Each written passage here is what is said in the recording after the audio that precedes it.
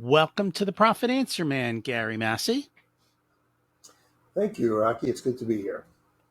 And I'm excited to learn from you. Can you share a little bit about yourself and your business? Absolutely. So, my name's Gary Massey, and I am a CPA. I've been doing this for about 30 years or so. And I have a firm based in Atlanta, and we serve clients throughout Georgia and throughout the United States. We're a growing firm, and we focus on the needs of small businesses and small business owners. Our focus is tax return preparation, tax planning, tax representation, which means solving tax problems for our clients, whether the problem is related to the IRS or to the State Department of Revenue. It could be an income tax issue or a sales tax issue, for example. And we also do accounting and bookkeeping for our business clients.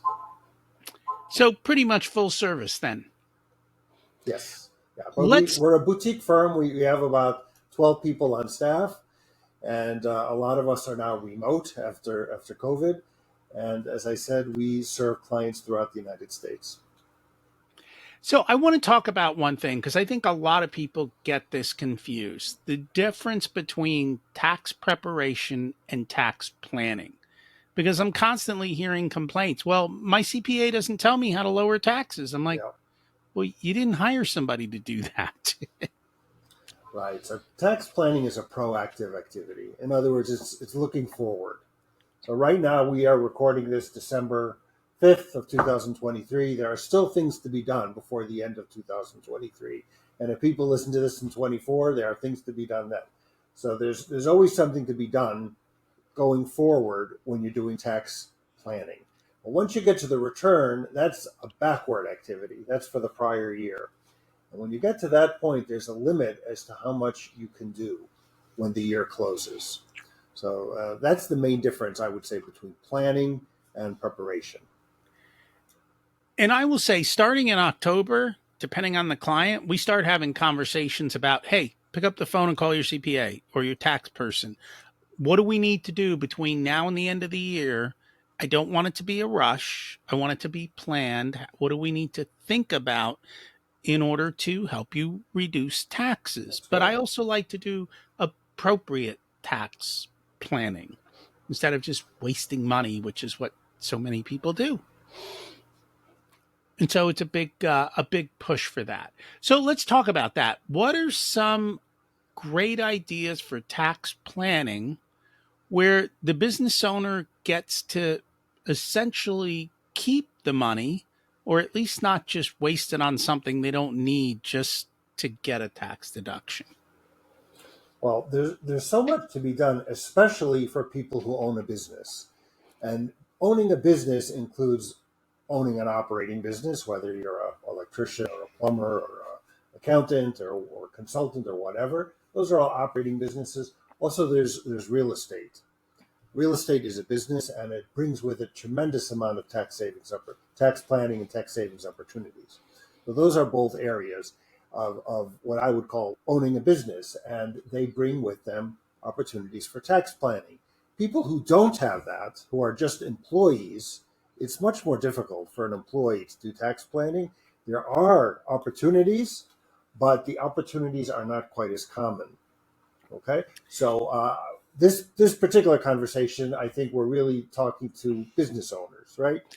And So that's we're going who to our focus on listeners, business yeah, owners. our Okay, listeners so are we're all going to business focus on owners. business owners. So I will give you an example of something which I did myself, which I think was very, very powerful. So I I have an S corporation, which I recommend for many of our clients. It's very powerful. So with an S corporation, however, there's one important requirement. It's called reasonable compensation. You have to pay yourself through payroll a reasonable amount of money, and that's reasonable is defined as if you were to go out and hire someone like yourself, how much would you pay them? But you consider it's like you have to look at all the hats that the person wears. They not only manage the company, but they perhaps take out the trash and they vacuum and they do bookkeeping and they do administration and all the different things. So you add all of it together and you figure out what reasonable compensation is. And if the IRS ever audits you, that's what they're going to be looking for. It's one of the key things in an audit of an S corporation is reasonable compensation. However, and there's an incentive for all of us as business owners to keep that number as low as possible in order to minimize payroll taxes. Okay? On the other hand, all of us have an important tax planning or financial planning incentive, and that's retirement planning. We want to be able to put money into our retirement plans, whether you have a 401k or a SEP or a pension or something like that. And the number that you can put into your retirement plan is generally a function of payroll. So you want your payroll to be high enough so that you can fund your retirement, but yet you want it to be not too high so you don't pay too much tax. So I call that the sweet spot. So we try to identify the sweet spot in terms of minimizing taxes and maximizing retirement plan contributions. Can you not put money from draws into a retirement plan then? So you could take on money from draws. Yes, you could do that, but that's not what we're talking about because draws themselves are not taxable or tax deductible. You've already paid tax on that. That's not a tax deduction. So let me rephrase that. If let's just say I have an S corp and I get $100,000 in salary and I get $100,000 in a distribution on my K1 because that was the other part of the profit of the business.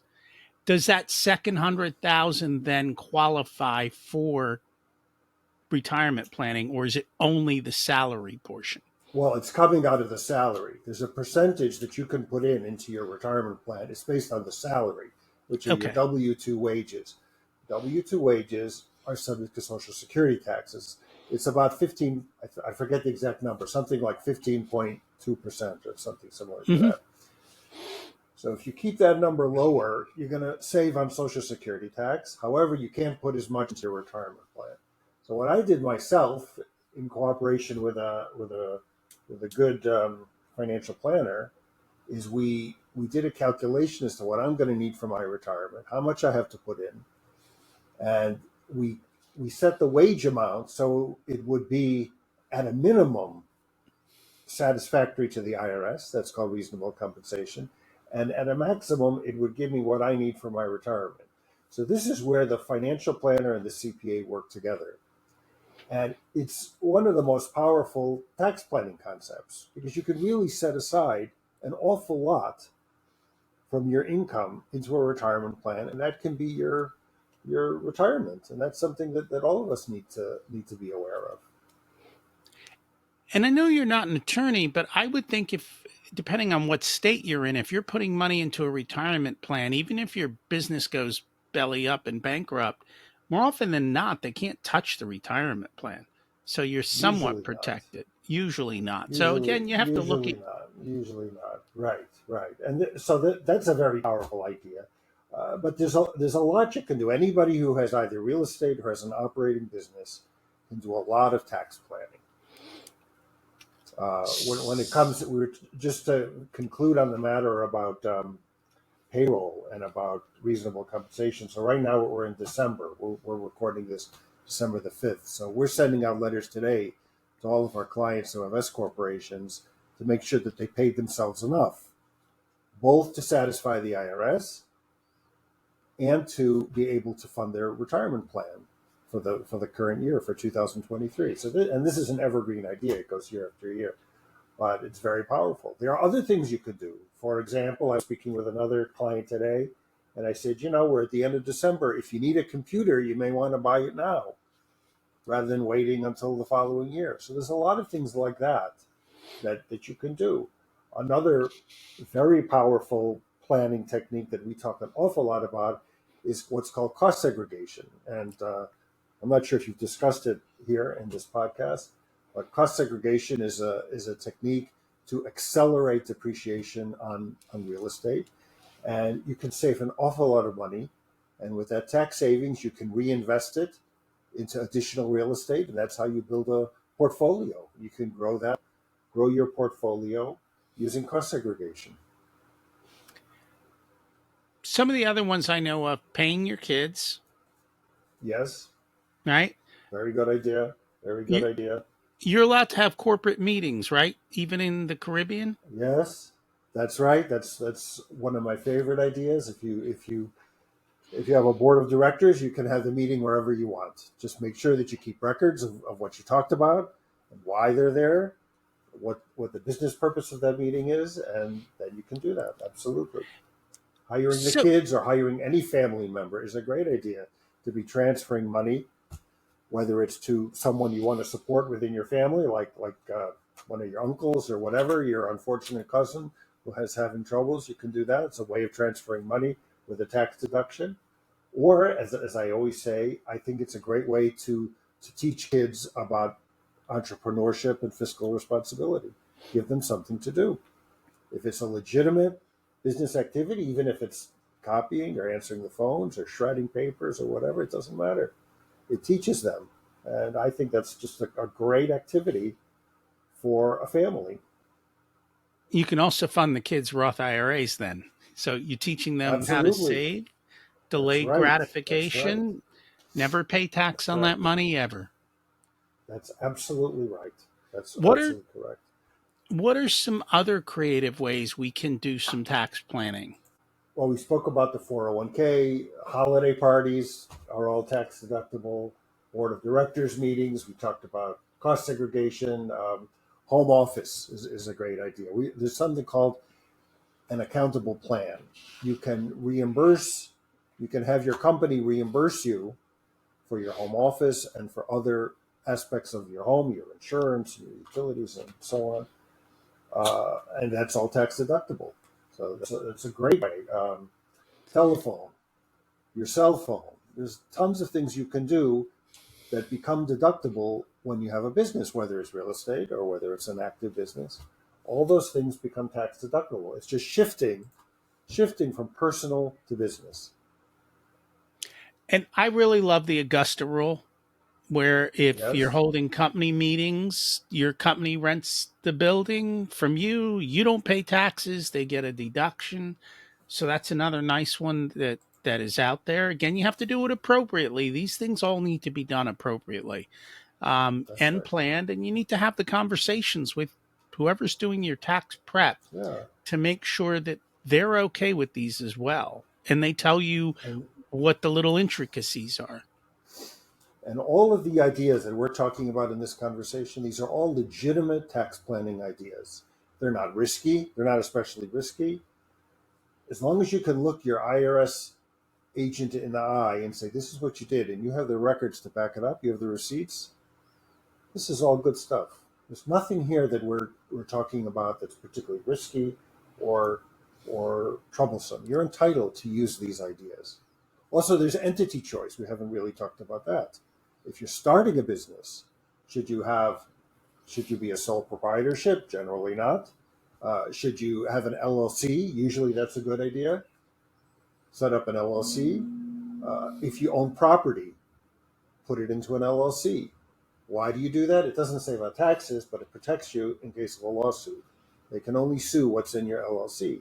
They can't go after all of your other assets.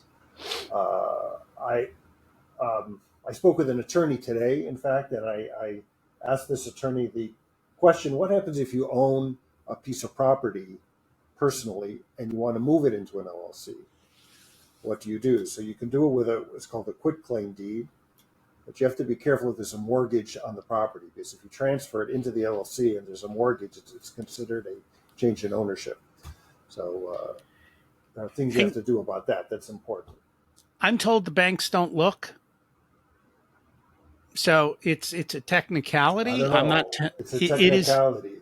It's It's a a technicality, but you have technicality. to check. You have to check. Yes. But ideally, put it in an LLC. Put your property into an LLC.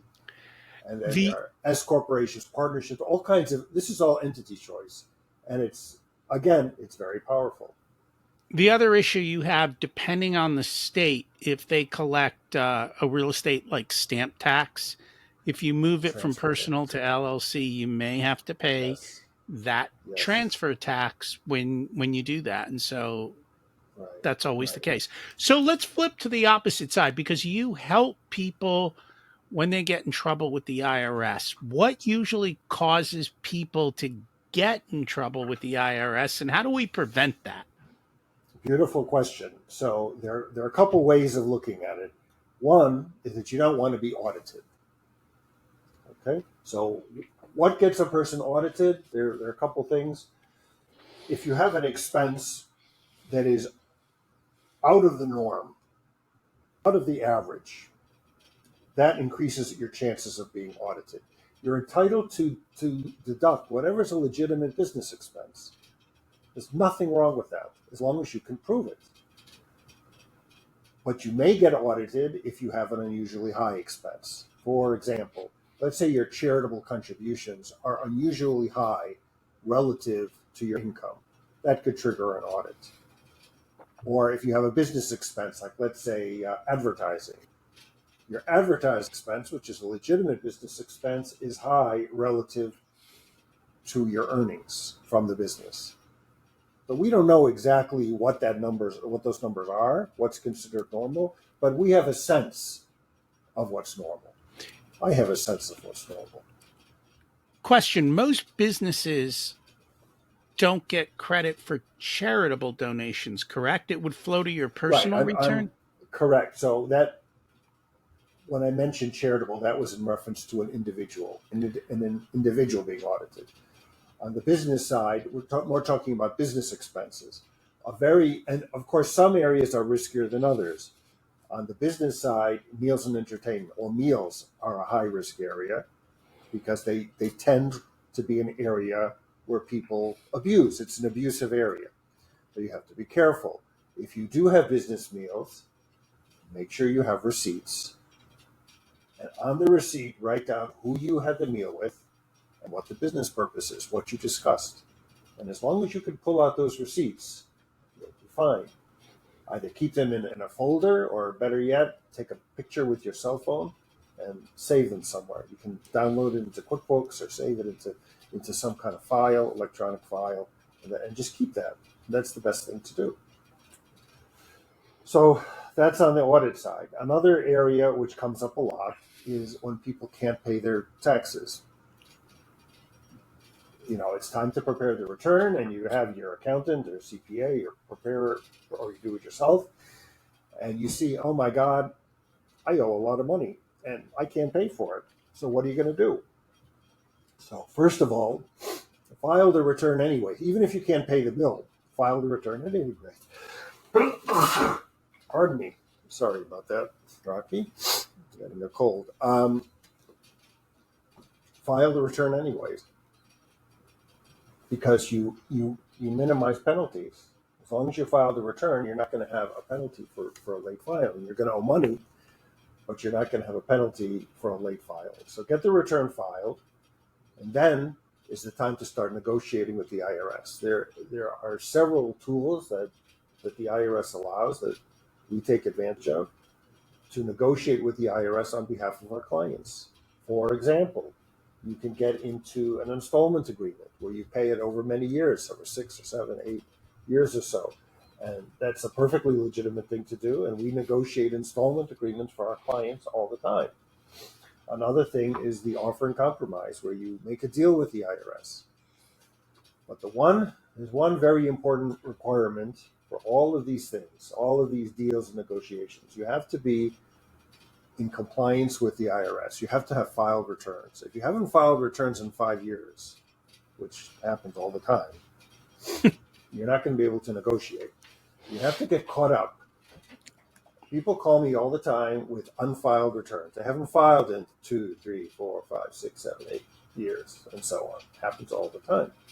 So when we get them caught up, they're going to owe a bunch of taxes, but you can negotiate once the returns have been filed. So that's what we do. And then the other thing I would say on this whole subject is when you get a letter from the IRS, and the letter comes in the mail, make sure that you open it. A lot of people take their mail from the government and put it into a drawer because they're afraid or they're uncomfortable or they're scared, whatever it is. Open it up and deal with it. It's generally the government is going to work with you as long as you are cooperative. Unless you're cooperative, you're cooperating, and you are responsive. If you do that, you'll be okay.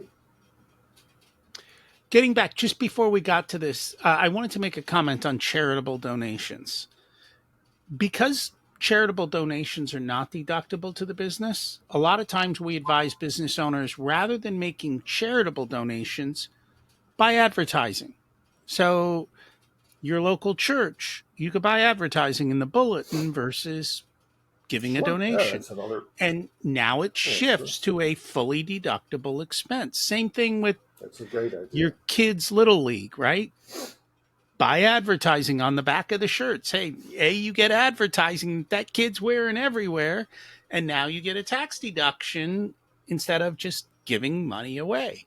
Because even if it That's a goes to great your idea. personal return, it doesn't always become tax deductible. Because if you don't hit the limits and do all, there's a million rules. It doesn't matter. But the point is that the other thing I want to talk about is the power of bookkeeping for tax preparation. Because Yeah, if you don't have good bookkeeping, or your bookkeeping isn't properly categorizing things and it's saying, oh, that was a draw to you, or this or that, or you didn't capture the expense, it then becomes profit and you pay tax on what you forgot. that's that's absolutely true. Bookkeeping is not something people like to talk about. It's not exciting. What's exciting, the most exciting thing I discuss with our clients is tax planning. That's what they want to talk about. After that comes tax returns because they have to file a return. Whatever comes, they have to do a tax return. And then at the very, very end is bookkeeping. But bookkeeping is indeed important. Most of my clients use QuickBooks Online, although there are other perfectly fine software tools. Some people use Zero, especially, well, not in the geography that I live in on the East Coast, but on the West Coast more, certainly out of the United States, Zero is popular. But there are tools that you can use. In some cases, you can use Excel, especially if you're in real estate. I don't have a problem with that. But if you have any kind of an operating business, like you said before, if you're an electrician or a plumber or a consultant or accountant or doctor or whatever, you have to have some kind of books. And I personally like QuickBooks Online. Uh, Use it and make sure you have a clean set of books. Clean means you know who owes you money, you know what bills you paid, who you paid it to. You're going to need to know that when you do 1099s. We should mention that 1099s are due at the end of January. If you paid contractors more than $600 per year, you have to do a 1099. But make sure you go to your accountant or your preparer or whoever it is. Talk about 1099s And our rule is before you the don't end of the pay year. somebody until they give you the 1099, because that's the only time you're going to get them to give you your 1099. So you Right. withhold payment so that they have skin in the game to give you the That's a good practical piece of advice. Yes. simple stuff. The, And so there's that's this it's very important. And one thing, Rocky, we should just mention is bank reconciliations. Another very boring topic, but all a bank reconciliation means is that you've checked your books and that they tie to the bank. You know that the money coming in and the money going out, it equals what's in the bank. Somebody should do it once a month, at least once a month or once every couple months. That's how you know that your books are clean. That's just a good piece of practical advice.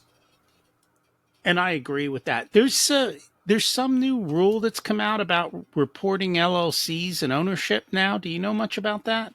That's a brand new thing. It has to do with it's called I can't remember the exact name. It's a brand new rule that just came out very recently. I believe it's effective January 1 of 2024, where you have to report the ownership of businesses. It's just about every business in the United States, including LLCs and so on. So we're going to be sending out information. Anybody who's interested, they can reach out to me, and I'm happy to provide them with information as to how we're all going to be doing it. But it's a new thing we have to comply with. It has to do with ownership of businesses. That's not an IRS rule. I think it's a Treasury Department rule, but it is something brand new that we have to comply with. The other thing of a practical nature, I just want to mention, we haven't really talked about it yet, is tax payments. If you own a business, you have to pay quarterly taxes. Not everybody knows that, but you do. You have to pay quarterly taxes, and that's how you keep on top of your tax burden. Otherwise, you're going to owe a ton of money at the end of the year, and you may not be ready for it, and you'll be subject to interest and penalties. Make sure that either you're doing quarterly taxes or you're taking enough withholding out of your payroll to cover taxes. That's another nice way of doing it. So you don't have to remember to do quarterly taxes. Well, and But that's a practical thing people need to know.